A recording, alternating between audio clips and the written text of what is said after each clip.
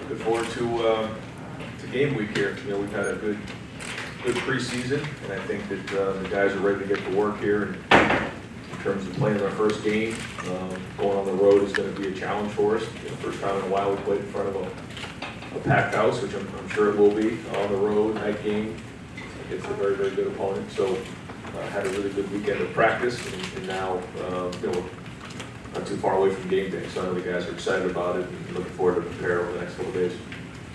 We'll open it up for questions. Second row middle, Dave. Brian, for whoever is the number 2 quarterback for you, is the play that they would only play C.J. Ginsburg when the game is out of hand, or might you play the number 2 quarterback when the game is on the line just to give them the battle test? Yeah, that's not the plan right now. Yeah, it would just be if we needed to. And do you have a number 2 quarterback yet? Not yet. No, I mean we're still working through that. Both of those guys have had really you know, meaningful snaps over camp, and so as we get closer to the game and the preparation continues, you know, I'd like to sit here and tell you that I think that one guy's ahead of the other, but it's actually not the case. It'd make my life a lot easier, but right now I wouldn't say that there's one guy ahead of the other. Third row right over there, Dylan. Obviously, DeJuan Jones had a great camp. If the goal be to get your 5 best offensive linemen on the field at the same time, is DeJuan one of your best 5 offensive linemen? We'll see as we get in towards game time, but he's had a very, very good camp, and you know, we moved some different guys around, like you said, but I'm very, very, you know, impressed with his approach every day, the way he's worked, the way he's developed over the last 3 years. So you know, we'll continue to work through and see how the next couple days go, but I'm very, very impressed with him and excited to see how he plays. Second row right, Joey. Ryan, any update on EA availability? No, unfortunately we don't. You know, they asked for some, the NCAA asked for some additional, you know, information. So I guess they're still working it over, but unfortunately we don't have any more information even as we're heading into the game here. So difficult spot for him and us as we're waiting to hear the decision, but we're still optimistic that we get good news. Are you does that get settled before the season, or is it something that could be determined Yeah, again, we're just kind of, you know, patiently waiting because that affects, you know, that if he is eligible and he has an opportunity to gain scholarship.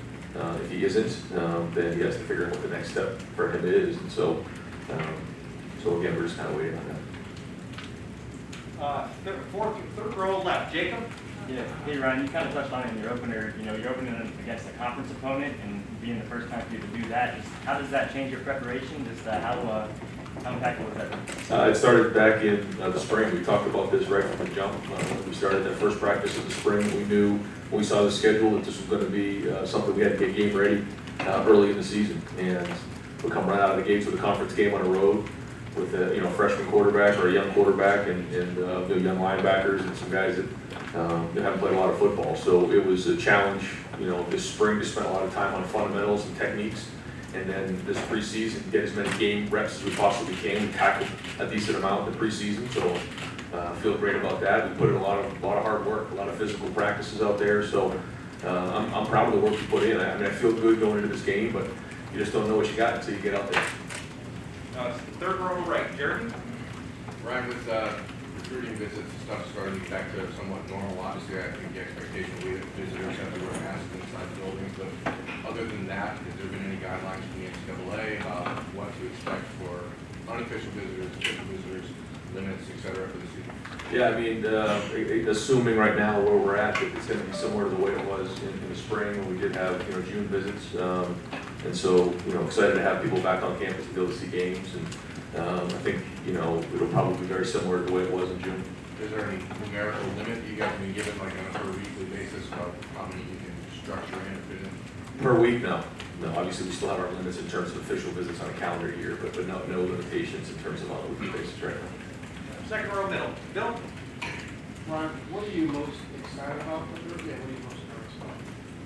Excited to just get going and find out what we have and start to you know, solve all the things that need to get fixed, because you don't know till you get out there. And that's coaching. That's the fun part about coaching. The hard part is, you know, you're not allowed to lose around here. You got to win. You got to find a way to win the game and get out of that you know, environment 1-0. And I told the team the other day, in the first meeting of the week, is that that's the goal here, is to go 1-0. There's no other expectations. You don't know how it's gonna go. And whether we go up, we go down, it's even, we're gonna get that game to the fourth quarter and then find a way to win the game. And that's the only expectation right now, but that is the exciting part, is, you know, you have a new challenge year in, year out, and finding where guys are, and then you build as the season goes on. We haven't talked a lot about Minnesota. What stands out about them? Obviously, the veteran team. They got that. What's standing out about them? Like you said, a veteran team that has experience. 2 years ago, they were a top 10 team in the country, and a lot of those guys are still on the team. Certainly the quarterback and running back's a very good player, and they're very, very well coached. PJ does a good job there, and they play hard, take care of the football, fundamentally sound. They make you earn it, and so it's a combination of all those things. And then going on the road to their place, first game of the year. Third row left, Dan? Ryan, Minnesota's running back was second in the country last year in rushing yards per game. How concerning is that going against that when you do have such an inexperienced linebacker group? Well, I think that, anytime you're playing in the Big Ten, you're going to go against really good running backs. We've played against good running backs before, but this guy is built low to the ground. He breaks tackles, and when you look at this past week, I think in the 7 games that were played, there was 56 explosive plays. I think a lot of that was probably some missed tackles along the way. So that's why we spent a lot of time tackling in the preseason. And we got to do a good job of getting him down. And there's a lot of different ways that we're going to look to do that. But he's a very good running back. He runs hard. Their offensive line does a good job of getting movement. We're going to have to defeat blocks and tackle well. I know Faraj, this guy is going to be a leader at that linebacker spot. Who else do you feel good about there going into this first game? Yeah, I feel good about Tommy Eichenberg. You feel good about, like you said, Taraja, Dallas, Cody Simons. Steel Chambers is going to get in there.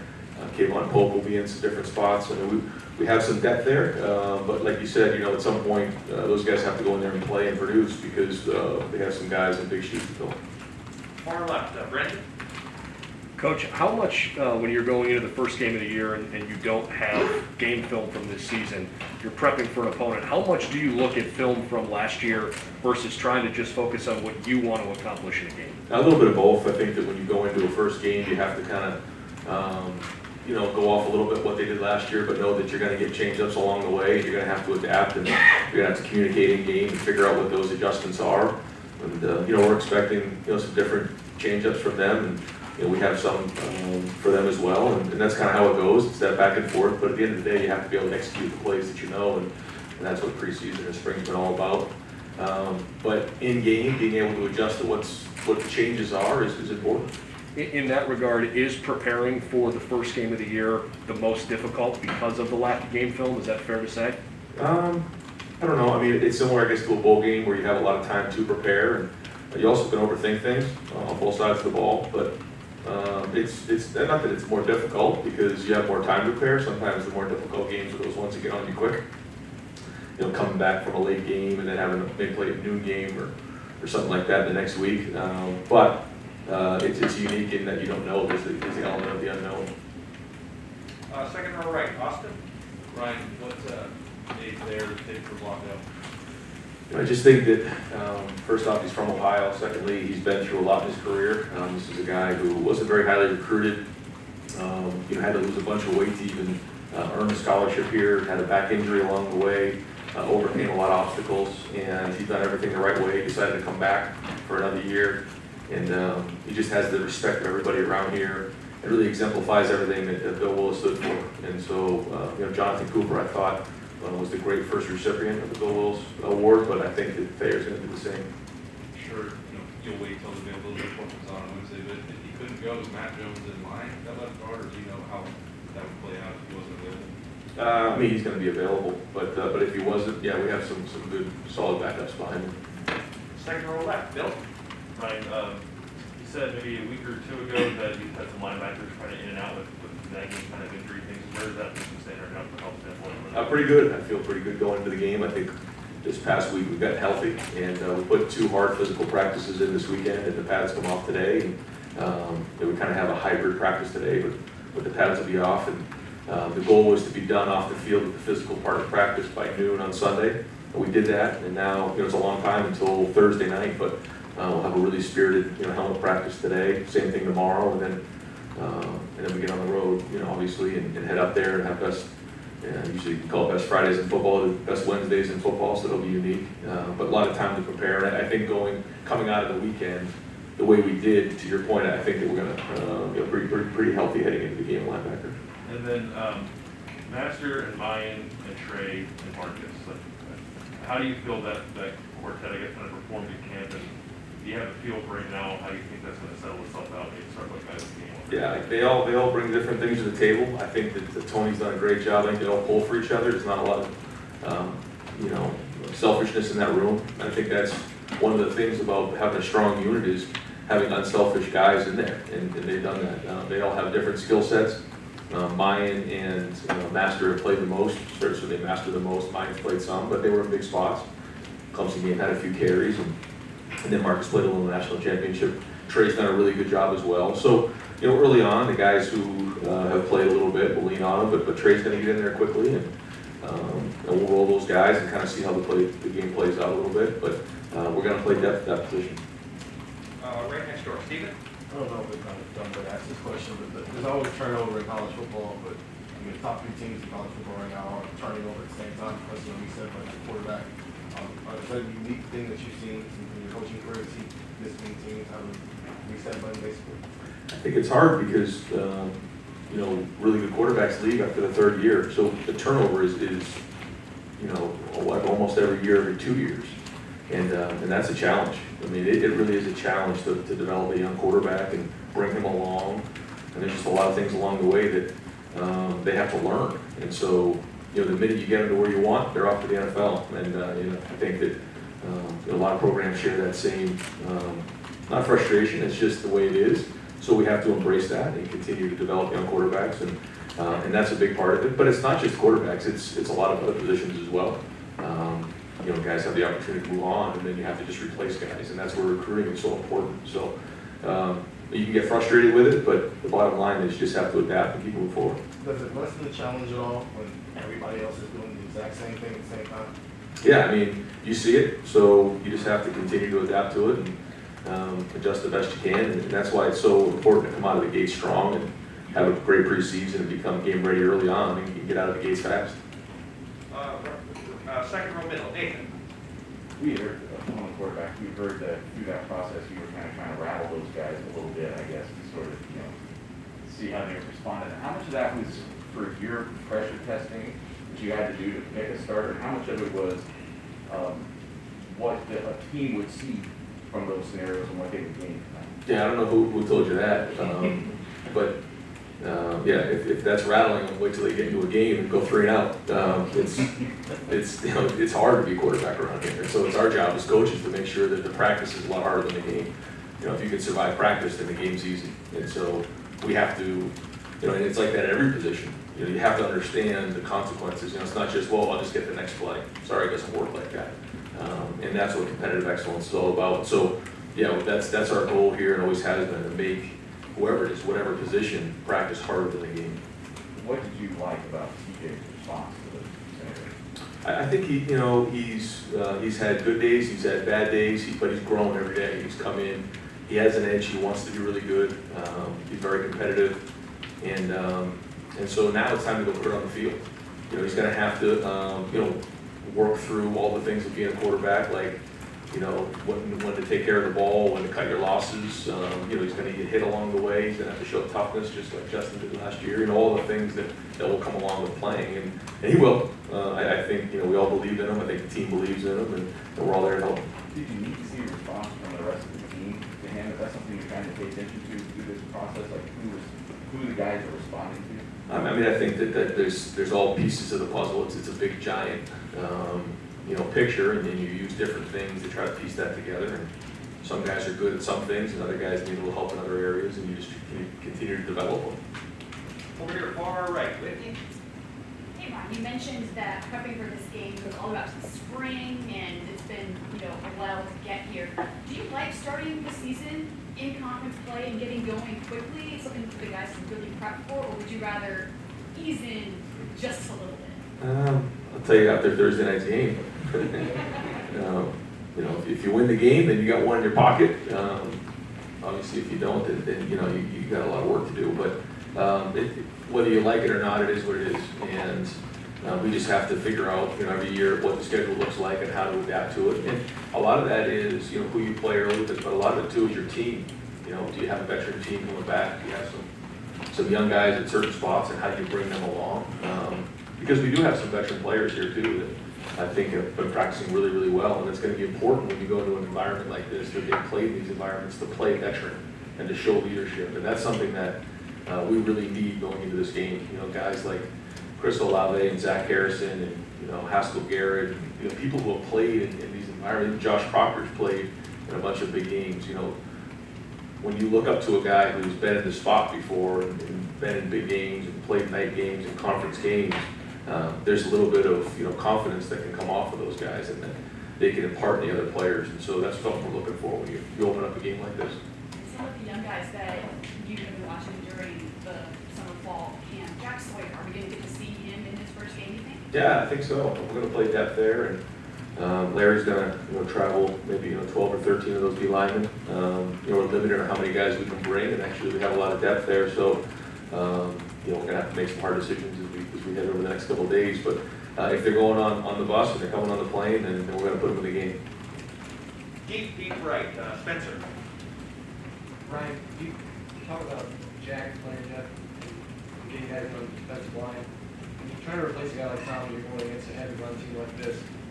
What have you seen out of Teron and those guys, Antoine and Little, that makes you think that they can play beside Haskell and Big?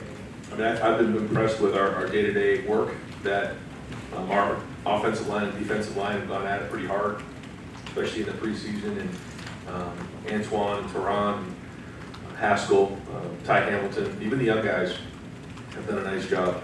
Tyleek and Mike Hall, just see those guys getting off the blocks, getting pushed back, running to the football, and there's some depth there, so they can play fresh. I think that's important. I think, like you said, to have 50 or 60 plays on one guy, that can be a lot. But when you have guys that you can roll in and out, then the goal is to keep them fresh, and that's one thing Larry does a great job of. Fourth row middle, Patrick. Ryan, throughout camp, you brought up being game ready quite a bit, and you sort of touched on it at various positions, but just in general, do you feel this team is game ready for the days now? It's time to play, yeah. I mean, I guess we could prepare for another week, but I think they're tired of hitting each other. You've heard that year in, year out going into the first game, but that's true. It's time to go play, and I think that we're as prepared as we're going to be, and now it's time to go put it on the field and then come in the day after, make the corrections, and continue to build.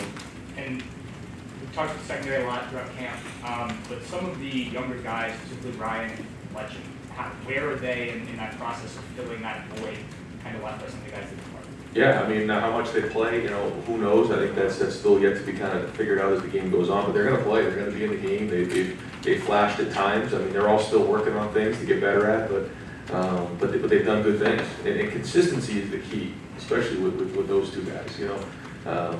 It's like bringing home an A in math. You can do it. Now you got to do it all the time. And once they continue to do that, they're both going to be very, very good players. But they're going to get their opportunity in the game on Thursday night, and when they do, they got to make them count. Second row right, Tim. This is my question, but is the beard here to stay? It's not. No, it has to go probably in the next 24 hours. I'm not going to coach with a beard. I'm too superstitious. So I'd like to. Tim, I thought long and hard about it. My wife and I had a conversation about it, but I'm not taking that chance. So, especially starting with the conference game, beard has to go. Okay, clear that up. Can you tell Josh Proctor, Seven Banks, I mean, what just jumped out at you this preseason? I'm not sure how much Seven has gotten to work, but I mean, what jumped out at you that these guys have played and you do expect them to take it to another level? Yeah, we're counting on that. I mean, look, these are veteran guys. Again, like I said, they've played in big games before. They've done big things. You think about, Seven and Brock. I mean, I can name probably 10 different plays that they've made in games. And so, we need those guys to step up, not only leadership-wise, but like you said, that veteran presence. So that's very, very important. That's going to be, will only be as good as they can come along this season and show that, and make plays and have that presence on the field.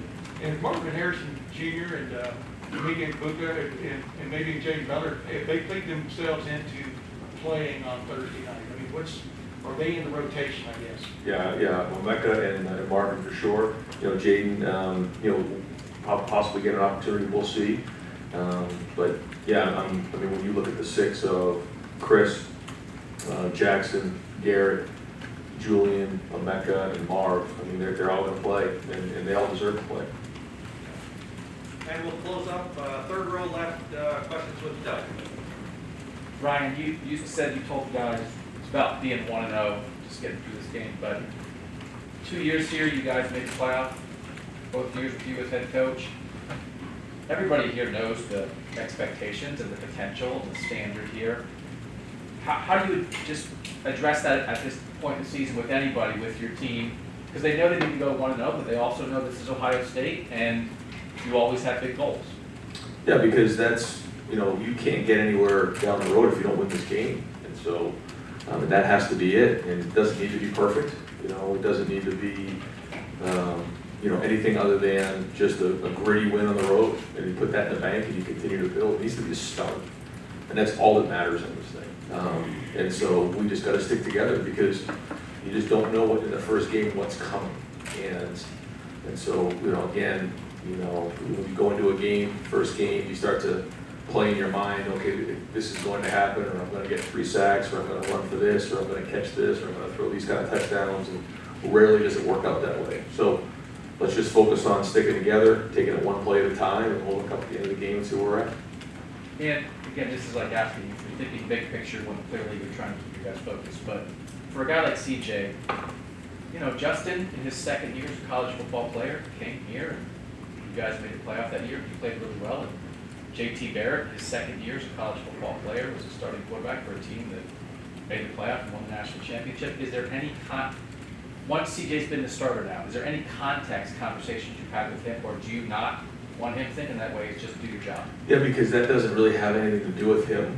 I mean, you know, I guess you can look at what's been before, the blueprints that have been set, but, you know, if we don't take care of the football and do a good job on third down, the red zone, then none of that stuff matters. You know, you have to go play. Just because you're, you know, Ohio State, or just because you're the quarterback doesn't necessarily mean it's just going to happen. It's not magic. You can't just go, I mean, Minnesota's a very, very good team. PJ Fleck's a very good coach, and it's going to be hard to win this game. And our guys have to understand that.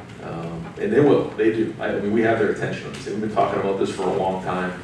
A conference game right out of the gate, you know, young quarterback. I mean, they got it. We have their attention on this thing. So we know it's going to be hard, and we're just going to continue, like I said, take it one play at a time. Again, it's cliche, but it's real. Because if you worry about what's coming next, then you're going to get distracted on what's now. Great. Coach, thank you very much. Thank you very much. Great time. Folks will be back with the players here shortly.